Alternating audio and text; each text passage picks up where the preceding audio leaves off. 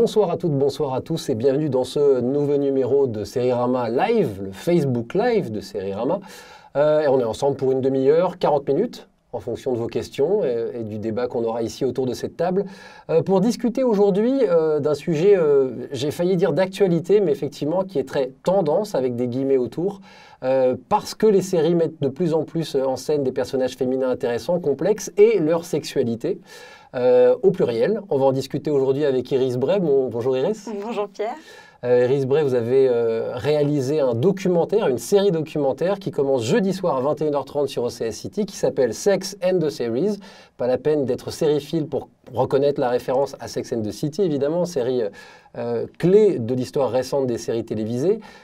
Sex and the Series qui suit en 5 épisodes de 25 minutes chacun à peu près. Le portrait en creux d'une héroïne à travers celles et ceux qui ont écrit, tourné, produit ou incarné ces héroïnes.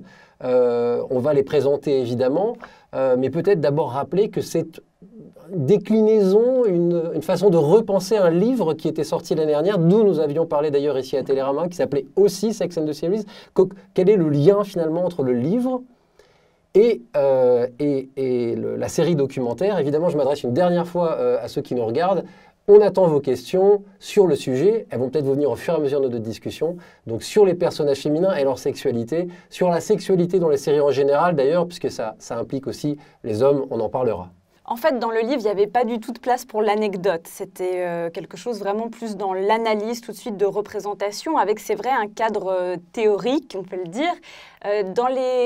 Dans la série documentaire, j'ai eu envie qu'il y ait quand même du fond et que des choses soient dites, mais j'ai eu envie que ce soit d'autres personnes qui les disent, et j'avais envie de comprendre en fait le processus de comment est-ce que ces héroïnes, elles étaient nées, et comment est-ce qu'on pense des sexualités qui sont de la fiction. Comment est-ce qu'on fait pour créer une sexualité fictive? Est-ce qu'on se base sur la sexualité des scénaristes? Est-ce que la réalisatrice va le filmer différemment selon son orientation sexuelle? Voilà, c'était plein de questions que j'avais et que j'avais envie de poser. Alors, présentons-les, ces 5 héroïnes, parce que comme ça, les gens qui n'ont pas vu, peut-être si vous étiez à Sérimania, il y a 3... Il me semble 3 des 5 qui avaient été montrés au festival Sérimania. Comment on les choisit? Donc, il y a Transparent, The L Word, Girls, Fleabag et Masters of Sex. Comment on les choisit et en quoi ces 5 séries étaient intéressantes pour vous? Mais déjà, je voulais choisir des séries où il y avait vraiment une héroïne de fiction qui avait une sexualité assez complexe, en tout cas, il fallait tenir 26 minutes sur une personne. Donc, ça réduit quand même beaucoup. Est-ce qu'il n'y a pas tant de personnages féminins que ça qui ont des sexualités qui évoluent au fil des saisons? J'avais aussi envie d'avoir une série culte comme The L Word, et j'avais envie d'avoir des séries aussi très contemporaines, comme Fleabag, qui est peut-être un peu moins connue en France, ou comme Transparente, où là, c'est la sexualité d'une femme trans. Donc, c'était peut-être sortir un peu des choses qu'on pouvait attendre, mais d'avoir 5 héroïnes de fiction qui avaient toutes des sexualités très différentes. Et je me disais qu'on pouvait les regarder de manière individuelle, mais qu'en regardant aussi la série, en regardant les 5, eh ben, elles pouvaient se répondre, et elles pouvaient aussi... il y avait des échos, en fait, entre chacune. Différentes, au sens différentes les unes des autres, où il y a une recherche aussi d'avoir des héroïnes qui ont des sexualités qui sortent du cadre, oserais-je dire, traditionnel? Pour moi, en fait, elles ne sortent pas tellement du cadre traditionnel, parce que le cadre traditionnel, on peut penser que ce serait une sexualité d'une femme hétérosexuelle. Mais en fait, même, il n'y a pas une seule sexualité d'une femme hétérosexuelle. En fait, ça ne se ressemble pas entre elles. Et puis surtout, selon l'âge de l'héroïne, il va y avoir aussi des choses très différentes. Et c'est pour ça qu'il y avait le personnage de Marnie, qui au début de Girls a une vingtaine d'années. Et puis Maura, qui est une femme de 70 ans. L'héroïne de Transparente. L'héroïne de Transparente. Donc ça me paraissait intéressant aussi de voir que selon l'âge, on ne représente pas les mêmes choses et pas de la même façon. Donc, on parle des héroïnes ou on parle de ce qu'elles représentent ou de ce qu'elles peuvent dire? C'est-à-dire que, est-ce qu'on se dit, tiens, ce personnage-là va me permettre d'aborder telle thématique? Ou est-ce qu'on va d'abord, oserais-je dire de manière plus émotionnelle, se dire, voilà, ce personnage est un beau personnage et donc j'ai envie d'aller ausculter sa sexualité? C'est vrai que je suis partie des personnages qui, moi, me touchent personnellement, parce que je pense que quand on fait des documentaires, vu le temps et l'énergie que ça demande, il faut le faire pour des personnages qu'on a envie de représenter, dont on a envie aussi de regarder, parce que le travail de préparation, regarder des centaines d'heures d'épisodes, il faut le faire sur des séries qu'on trouve intéressantes, importantes, clés aussi. Qu'on a envie de revoir. Et qu'on a aussi envie vraiment de revoir. Et du coup, oui, c'est parti d'un double désir, d'aller vers des héroïnes qui, moi, m'avaient transformée, et puis aussi de choisir des héroïnes qui, pour moi, portaient aussi des messages importants. Si je dis pas de bêtises, on a quelques images. On va regarder une petite bande-annonce, et puis on continue de discuter de ce documentaire. D'accord. Oh, I love that. I love you too. That's why sex scenes are useful, because you see a character in a position you could never in your wildest dreams imagine her in. La représentation du sexe dans les séries, et si on en parlait entre expertes? I think it's part of the benefit of having a female showrunner. She's not interested in nudity for nudity. I wanted sex to have ruined everything in Fleabag's life, and that's how she perceives it. She sees it as a dangerous thing. Well, I think you just did at the bottom. It's always a twist. Chaque jeudi à 21h35, Sex and the Series, saison 1 inédite, sur City. Et retrouvez à la demande Iris Bray, est-ce qu'on peut rapidement prendre ces personnages un par un, une par une, et expliquer en quoi elles sont intéressantes?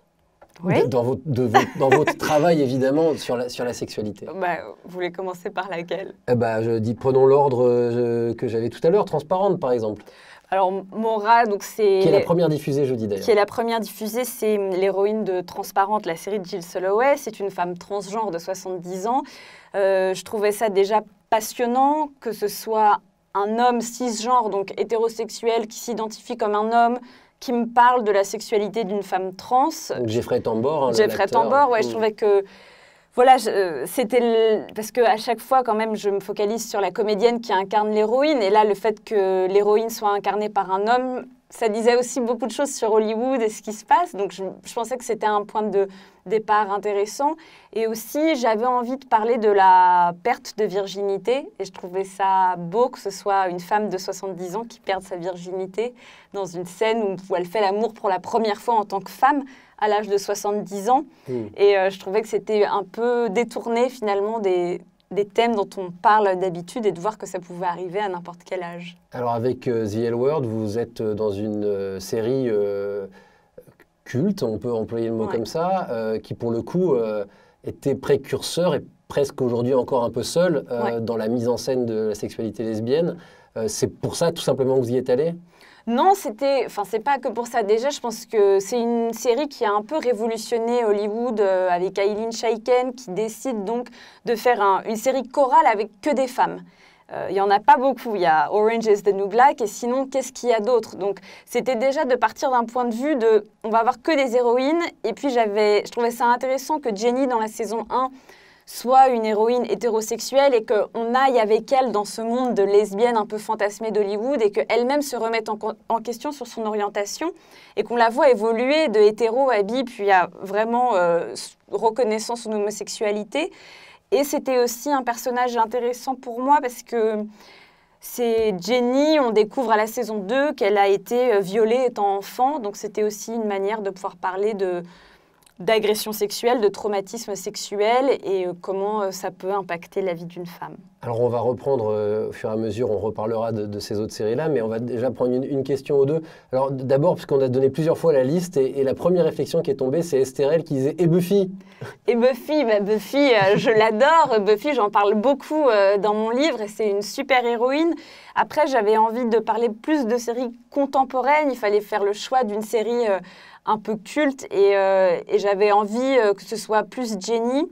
Et puis j'avais aussi envie de donner la parole à des femmes créatrices et donc mettre plus en avant Eileen Shayken. Sachant que Whedon. Buffy est donc créée par un homme, Joss Whedon. Ouais. Aurélie demande, question sur une autre série, on reviendra encore une fois sur les séries dont vous parlez là, dans votre documentaire, mais Aurélie demande que pensez-vous de la vision, de la question vraiment qui mériterait je pense plusieurs articles, de la vision de la sexualité féminine dans la série The Handmaid's Tale qui a été un petit peu la série phare du début de l'été et qui effectivement est une réflexion très intéressante sur la violence, enfin c'est d'une violence rare cette histoire. Alors, voilà, je prends un peu dépourvu peut-être. Mais... Non, j'ai écrit un article dessus dans les Inrocks, donc on peut regarder l'article, mais pour faire court... on peut aussi lire Télérama. Voilà, on peut aussi lire Télérama, mais pour faire court sur cette question-là, c'est que dans The Handmaid's Tale, toutes les femmes sont violées par leur maître. Et le but de ces femmes-là, c'est qu'elles tombent enceintes. Et donc, il y a une mise en scène du viol qui est très violente et dérangeante, mais qui est du point de vue féminin, de l'expérience féminine. Et il y a un vrai travail qui est fait autour de comment est-ce qu'on va filmer cet événement-là pour ne pas le rendre érotique et pour vraiment retranscrire la violence que subissent ces femmes dans un cérémonial, en fait. Et ça pose beaucoup de questions, en fait, sur qu'est-ce que c'est que la sexualité féminine, comment est-ce que, quand on parle de violence, elles perdent le pouvoir et comment est-ce qu'elles vont faire pour reprendre ce pouvoir-là. Et notamment au 2e épisode, pour punir une des femmes qui est lesbienne, on lui coupe le clitoris. Donc ça parle aussi de beaucoup d'autres choses, mais on pourrait en parler pendant 3 heures. Est-ce que y a un propos global, si j'ose dire, derrière ce documentaire, derrière votre livre, une réflexion globale, ou est-ce que ce sont des cas qu'on étudie et c'est pas la même réflexion qu'on aura sur The Handmaid's Tale ou plutôt ce sera pas la même réflexion sur Transparent, sur The L Word, sur Fleabag ou sur Master of Sex, ou est-ce que globalement il y a un propos, une réflexion générale sur la mise en scène des sexualités féminines? Est-ce que c'est possible d'avoir une réflexion générale ou est-ce que ça serait réduire à des généralités justement? C'est un peu compliqué. Je pense qu'on peut parler de réflexion générale parce que depuis Girls, toutes les grandes séries américaines au moins se posent la question, quand elles ont une héroïne féminine, se posent la question de comment est-ce qu'on va parler de sa sexualité et comment on va la représenter. Donc le fait que je pense que ça devienne une réflexion de scénariste, ça montre une évolution donc générale. Après... Je pense qu'il ne faut pas tomber dans un effet catalogue non plus. Je pense qu'il faut essayer de voir comment ces séries, elles se lient entre elles et de voir aussi quelle évolution c'est en train de former et de voir aussi vers quelles nouvelles frontières on évolue lentement. Il y a une question, alors je m'excuse si j'écorche le nom, c'est Denian ou Denian, il y a une apostrophe, D-E-N-I-A apostrophe N. Je trouve que même s'il y a du sexe dans les séries, il reste souvent assez prude. Sauf peut-être dans Big Little Lies qui est cité là, série aussi intéressante sur cette question-là. Est-ce que c'est parce que notre internaute ne regarde pas cette série ou est-ce qu'effectivement la spécialiste que vous êtes, il trouve une forme de pudeur encore assez généralisée? Mais j'ai l'impression qu'il y a 2 choses dans cette question. Dans Big Little Lies, la plupart des scènes de sexe qu'on voit sont quand même des scènes de sexe qui sont liées à la violence conjugale, qui est vraiment quelque chose d'important. Et dans le livre, j'ai tout un chapitre justement sur le sexe et la violence. Donc, la pudeur et la violence, c'est peut-être 2 choses différentes. Je pense que les scènes... Prudes, en l'occurrence. Les scènes de sexe prudes, je veux dire, ça reste quand même la majorité de ce qu'on peut voir. Mais parce que c'est tout ce qu'on peut montrer. Parce que si, c'est tout ce qu'on peut montrer. Et ça, il faut le rappeler. C'est-à-dire que la plupart des séries dont je parle sont montrées sur, par exemple... Amazon, qui donne plus de liberté de ton et aussi plus de liberté dans ce qu'on peut représenter que des séries qui seraient diffusées sur ABC où c'est plus formaté. C'est des séries du câble, des chaînes américaines, alors sauf pour Fleabag qui est une série britannique, c'est des séries qui sont sur des chaînes à péage pour un public averti, comme on dit. Parce qu'évidemment, ça serait d'ailleurs sans doute très intéressant d'aller questionner la sexualité les sexualités dans les chaînes des grandes chaînes américaines, mais évidemment la censure n'est pas la même et la liberté n'est pas la même. Iris Bray, pour en revenir au documentaire, comment on fait parler de sexe celles et ceux qui font ces séries? Est-ce que c'est facile? Est-ce que les gens parlent facilement de sexe? Ou est-ce qu'il y a, on parlait de pudeur, est-ce qu'il y a une forme de pudeur qui fait que c'est difficile de les faire accoucher de leur histoire et de ce qu'ils ont ressenti? C'était assez difficile. Je pense que le fait de parler de fiction et de personnages de fiction permet une libération de la parole autour de ce sujet-là. Après, tout le monde ne va pas se livrer de la même façon. Ça dépend aussi des conditions d'interview. Ça dépend beaucoup de la personnalité de la personne qu'on interviewe. Et je pense qu'aussi que ça dépend si on est en train de faire la promotion ou non de la série, si on en est parti ou pas. Parce qu'on a eu le temps de digérer aussi, parce qu'on a du recul, parce qu'on n'est plus... Donc oui, je pense que, par exemple, Phoebe Waller-Bridge, qui est la créatrice de Fleabag, j'ai fait l'interview d'elle très rapidement après la diffusion de la série. Et c'est vrai que quand je lui posais des questions, c'était des questions qu'elle ne s'était pas encore posées. Donc quand je lui dis « Pourquoi est-ce que votre héroïne n'a jamais eu d'orgasme ?», elle me repose la question à moi. « Ah bon, mon héroïne n'a jamais eu d'orgasme ?» Donc c'est intéressant de voir qu'il y a des créatrices et des actrices qui n'ont pas pensé à ces questions de représentation et qui sont encore dans le jus de la création. Et puis d'autres, comme Mia Kirshner, qui est l'héroïne de The L Word, qui, elle, a eu une décennie pour digérer ce qu'elle a fait et pour comprendre l'impact de la série, qui va être une parole aussi qui est très libre, mais qui a eu le recul aussi. Est-ce que vous avez l'impression que quand vous leur parlez de ce sujet-là, alors évidemment ça dépend des questions que vous allez leur poser, mais qu'on a affaire à un sujet intime ou à un sujet politique? Parce qu'il y a évidemment quelque chose de politique dans cette question. Les deux, en fait. Ce qui est intime est souvent politique, et le sexe, de toute façon, est un sujet très politique. Après, je pense qu'il y a des personnes qui sont dans la revendication de ça, surtout dans des séries comme Transparente, qui veulent vraiment faire passer un message, donc qui se positionnent tout de suite dans l'écriture comme des séries politiques. Et puis, il y a des séries qui sont peut-être... qui en parlent différemment, mais je pense que toutes les comédiennes et le comédien que j'ai interrogé réfléchissent en tout cas à ces questions, ils sont habités par ces questions. Est-ce que c'est encore une problématique à la télévision? Est-ce qu'il n'y a pas une ouverture, une forme de décontraction autour de ce sujet que finalement ce genre de série documentaire traduirait? Ou est-ce qu'aujourd'hui, parler des sexualités féminines, ou peut-être de sexualité en général à la télévision, quand je parlais de sujets politiques, ça reste quelque chose de... Quand je dis problématique, c'est au sens où ça problématise quelque chose et où il y a des problèmes. C'est-à-dire que tout n'y est pas encore et que ces séries dont on parle là, Transparente, The L Word, Girls, Fleabag et Master of Sex, sont des cas. C'est des séries à part et globalement, les sexualités féminines et peut-être la sexualité en général n'est pas encore mise en scène convenablement à la télévision. Oui, ça c'est sûr. Je pense que l'état général, c'est soit de ne pas montrer, soit de ne pas vouloir en parler, ou alors quand on le fait, peut-être ne pas être très clair sur les intentions des scènes. Voilà, je pense à Game of Thrones qui...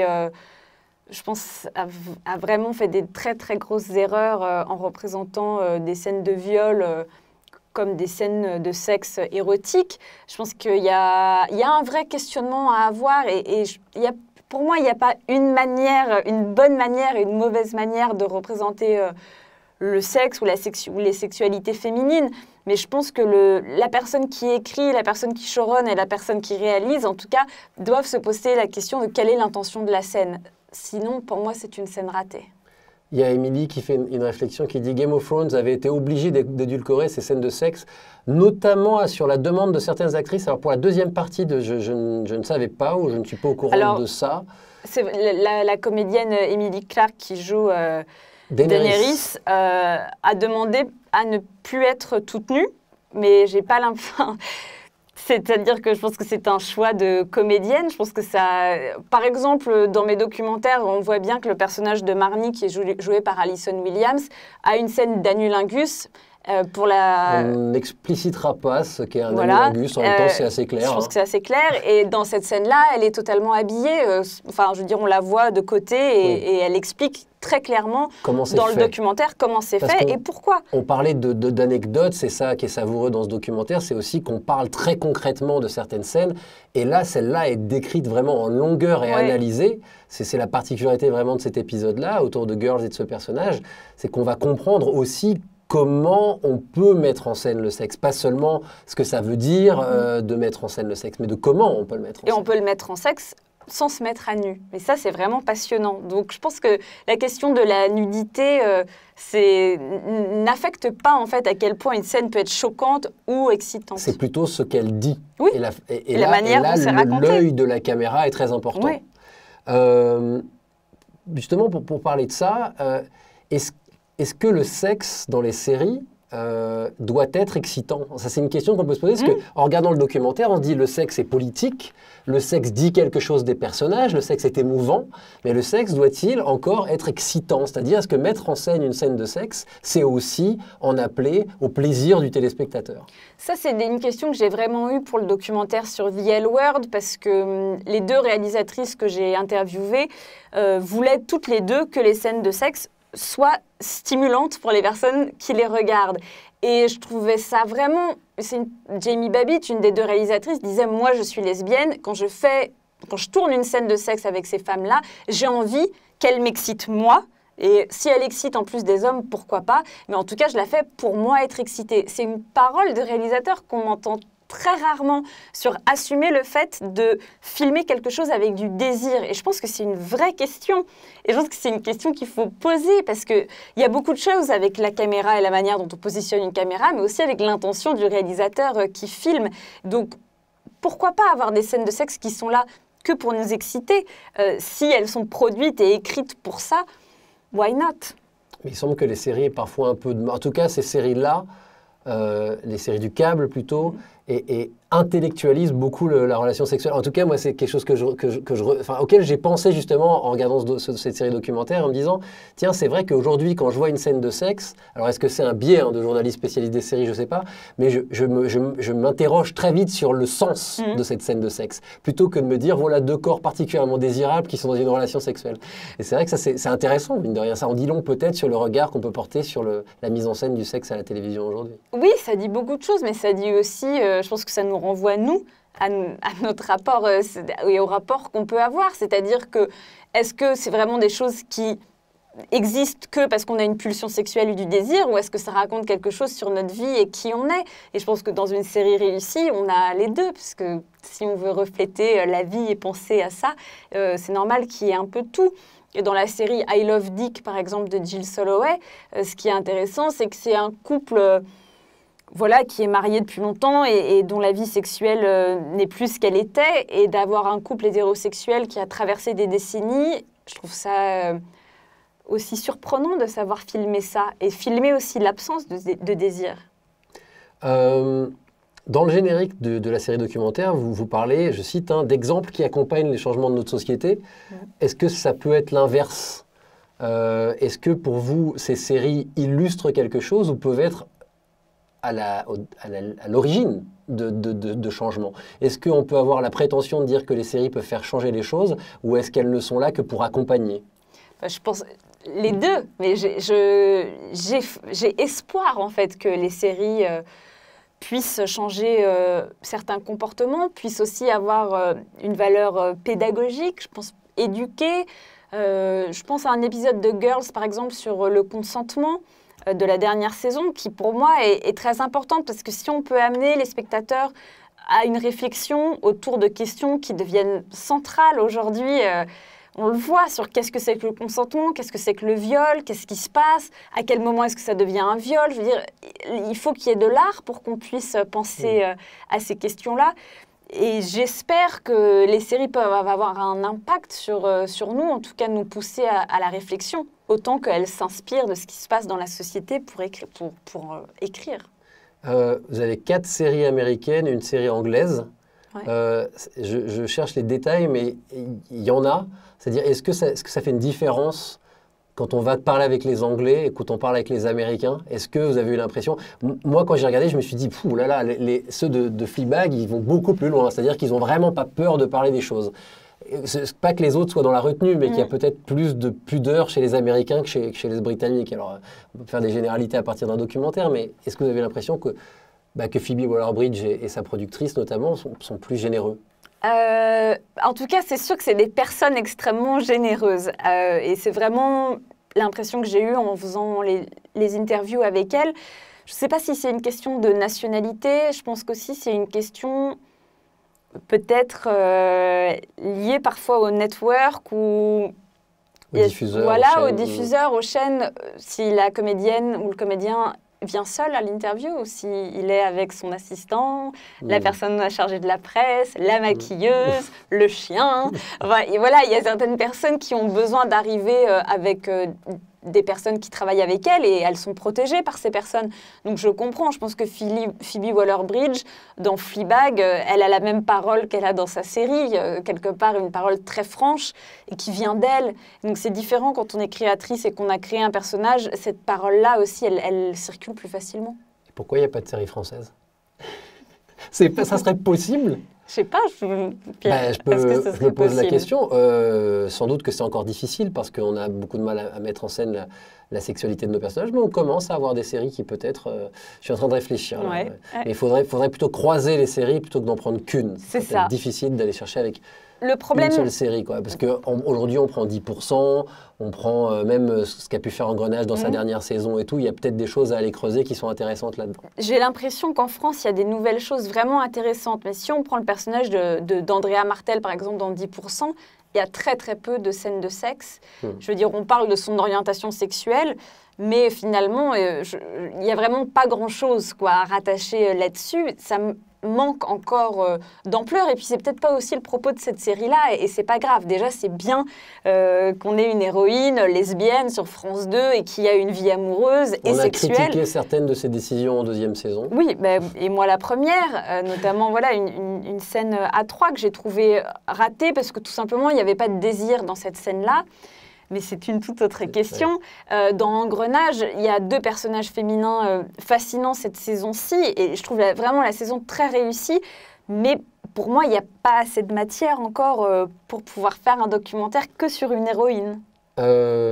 Tom me permet de poser une de mes dernières questions. Tom dit, pour votre documentaire, y avait-il d'autres réalisateurs, acteurs, oserais-je dire réalisatrices, actrices, que vous auriez aimé interroger? Donc moi, ma question c'est, y en avait-il? Et est-ce que ça sous-entend que si le temps, l'énergie et les moyens sont mis à votre disposition, vous avez de quoi faire une deuxième saison? Oui.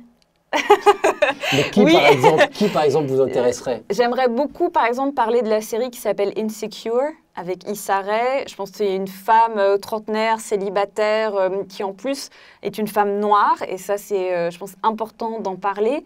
Et qui vraiment prend en plus la question des personnes racisées tout au long de cette deuxième saison et du rapport justement avec la sexualité. Est-ce qu'une femme noire peut coucher avec un homme blanc? Qu'est-ce qui se passe quand on couche avec un homme blanc ou un homme noir? Quels sont les stéréotypes raciaux qui sont mis en place? Tout ça, je pense que c'est des réflexions à avoir. J'ai très envie de parler de The Deuce. Donc la nouvelle série de David Simon, diffusée en ce moment. Voilà, et sur ce personnage de Candy qui décide en gros qui est prostituée et qui décide d'aller dans l'industrie du porno et d'avoir un autre rôle et de devenir celle qui met en scène. Donc ça, je trouve ça fascinant. Ou encore, voilà, une série comme The Girlfriend Experience, dont on va avoir la saison 2, qui est aussi sur la prostitution. Et on va voir ce qui va être mis en place dans cette saison 2, mais je pense qu'il y a des choses à dire. Moi, je me rappelle de Tell Me You Love Me, dont les gens parlent assez peu, et qui mettait en scène la sexualité de sexagénaires, chose que la télévision a beaucoup de mal à faire, là, pour le coup. Le cinéma l'a fait plus souvent, enfin, en tout cas, sur sa plus longue histoire. Mais c'est vrai que ça reste aussi... c'est sans doute un des grands tabous encore de la télévision, c'est de mettre en scène des corps qui ne soient pas des corps... Alors, ce que fait finalement Transparente. Ah oui, c'est ce que fait Transparente. Mais avec, j'allais dire, d'autres épaisseurs de réflexion en plus. Mais c'est vrai que ça reste un des tabous. Mais Tell Me You Love Me, ça m'intéressait, mais il n'y a qu'une seule saison et surtout, il n'y a pas d'héroïne. Oui, il n'y a pas de personne. La psy, quoi. Oui, mais la psy n'est pas l'héroïne principale. Elle s'appelle Dr. May Foster et elle a une scène de sexe absolument magnifique. Mais je trouvais Transparente, pour parler de la sexualité des femmes de plus de 70 ans, plus riche. Une dernière question. On a parlé des sexualités féminines. Et c'est essentiellement des personnages, des intervenants féminins que vous avez dans votre documentaire. Qu'en est-il des sexualités masculines? Est-ce que c'est un sujet à part entière? Est-ce qu'il y a une problématique aussi forte? Ou est-ce que finalement, puisque les hommes étaient au centre de la fiction depuis très longtemps, on a bien mis en scène la sexualité masculine? Si mon point de vue, il y a aussi un problème. Et il y a aussi un problème de mise en scène de la sexualité masculine. Elle est certes sans doute plus visible depuis longtemps, mais elle n'est pas forcément mise en scène de façon réaliste. Alors, je pense que c'est une question totalement à part entière et c'est une question qu'il faudrait vraiment, dont il faudrait, enfin oui, il faudrait s'emparer de cette question aussi. Après, je pense que on met beaucoup les hommes au centre de tout. Je pense qu'il y a une vraie pression sur la performance de la masculinité, sur qu'est-ce que c'est qu'être viril, sur l'alpha mâle, qu'il faudrait vraiment déconstruire aussi dans la fiction. Et je pense qu'on va avoir dans la fiction française aussi des personnages voilà, qui vont peut-être être un peu plus subtils autour de la question de leur sexualité et de leur virilité. Là, il y a Vernon Subutex qui va se tourner avec Romain Duris, il y a J'ai deux amours qui va être sur Arte, où là, je pense qu'on va commencer à avoir en tout cas des personnages masculins avec d'autres représentations de qu'est-ce que c'est qu'être un homme. Après, pour moi, c'était important de mettre en valeur les femmes et de parler des femmes. Et je pense qu'il y a encore beaucoup de choses à dire. Donc, tant que le sujet n'est pas épuisé, je pense que je resterai un peu sur ça. Et d'ailleurs, les séries qui mettent en scène, dont vous parlez, qui mettent en scène des sexualités féminines, mettent souvent aussi en scène des sexualités masculines. Et par exemple, pour moi, Girls reste une des toutes meilleures séries sur la mise en scène de la sexualité masculine aussi. Oui. Et de ce que ça sous-entend, de ce qu'on parlait là à l'instant. Donc, c'est pas incompatible finalement. Non, et je pense qu'en fait, quand les créateurs, les showrunneuses ou les showrunners y réfléchissent, dans Transparente aussi, je veux dire, Josh, c'est un personnage masculin absolument fascinant et on le voit encore plus dans cette dernière saison. Donc je pense qu'à partir du moment où on a des personnages féminins qui sont souvent développés et qui incarnent des choses, on se rend compte que dans ces fictions-là, les personnages masculins ne se résument pas aussi à un archétype de sexualité masculine ou de virilité. Donc voilà, je pense qu'il faut juste que ça devienne un vrai sujet de réflexion pour sortir de ces stéréotypes qui mettent beaucoup de pression à beaucoup de personnes. Sex and the Series, donc série documentaire, commence ce jeudi à 21h35 sur OCS City. On en a parlé dans les pages de Télérama. Merci beaucoup Iris Bray d'être venue. Merci. Et bonne chance pour la suite. Merci.